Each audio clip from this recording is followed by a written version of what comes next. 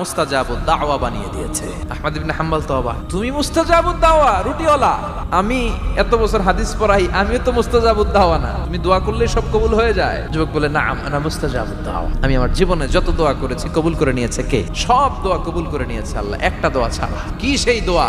যুবক এবার বলতে শুরু করলো, আমার জীবনে যে দোয়াটা আল্লাহ কবুল করে নাই সেটা হচ্ছে আমি আল্লাহর কাছে অনেক চেয়েছি, অনেক দোয়া করেছি, যে আল্লাহ শুনেছি এই জামানার সবচেয়ে বড় মুহাদ্দিস, তার নাম নাকি ইমাম আহমদ ইবনে হাম্বল, আল্লাহ তোমার কাছে আমার চাওয়া আমি যেন এই ইমাম আহমদ ইবনে হাম্বলের দেখে মরতে পারি।